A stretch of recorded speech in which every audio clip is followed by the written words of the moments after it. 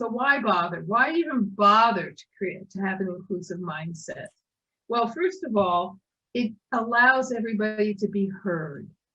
Everybody wants to be heard. They want to know that they make a difference. They want to be able to take action. They want to have an influence on their environment. There's lots and lots of sociological research, psychological research saying this is fundamental to the human condition, to feel useful and to be able to take action. Well, that being heard and feeling like you're making a contribution increases engagement and employee loyalty. That's really important. Actually, Gallup has done engagement surveys for years, and they are saying that currently 67% of the employees are not fully engaged on the job. That translates into significant ramifications when it comes to profitability, innovation, just getting the work done. The next one is when you have an inclusive work environment, people are going to want to work there. You're going to be able to attract great talent, and you're going to want to stay there.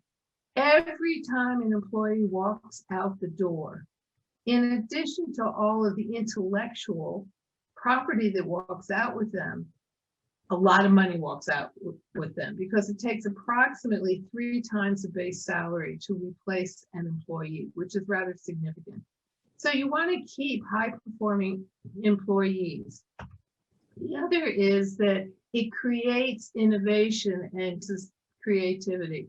The more diverse the perspective, the more diverse, well-rounded the solution.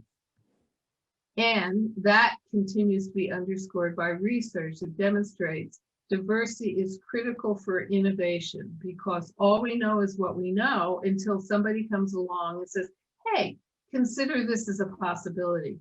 Take a look at it this way. So when you think about the equation of 1 + 1 = 2, if you remove that plus sign that separates the two figures, you actually get 11. There's another way of looking at what the collective can do, which is to create a greater outcome. It helps with the brand on the market. The brand of the company is a critical determining factor right now. You have social media, which leaves no room for error. You have Glassdoor, where the employees will rate the organization. So everybody is rating everybody else. So you want to protect your brand, and having an inclusive work environment, one in which everybody has a voice, will contribute to the brand, the reputation on the street, both from the product side as well as the brand to attract and retain talent. And it's more efficient. When you have diversity and you recognize the value of diversity and you trust people's perspective and the intention behind their perspective, you can move things much more quickly.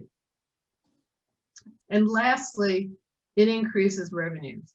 There is no question that profitability is key to the success of any organization, which is pivotal upon innovation, creativity, attracting and retaining employees, fully engaged employees, and everybody making contribution. So there are some very compelling arguments as to why you want to have an inclusive work environment. This is what we mean by an inclusive work environment. Making a conscious decision, that is the operative word, where you consciously are aware, you pay attention to, including everybody, either in meetings, in development opportunities, advancement opportunities, and supporting their success, that nobody is left behind. Because if one person is left behind, everybody is left behind. What are the elements? One is curiosity, and these things are attributes or activities or behaviors that we all have. I'm not telling you anything that you don't know. It's just how you use it. One of the key elements to an inclusive mindset is curiosity.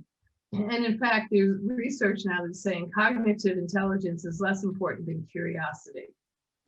Collaboration. We all know how to collaborate. We've been on teams, either sports teams or project teams or family teams for that matter. We all know how to collaborate. We all know how to adapt our communication style to other people when we want to. But the most effective communicators are those people who understand that everybody has a different way of communicating. And if you really want to get your message across or to engage people, you want to be able to communicate in the way that they understand. Being adaptable in the way you communicate will actually serve you well. And, MBTI, the Myers-Briggs, DISC are all about understanding social styles, understanding communication styles.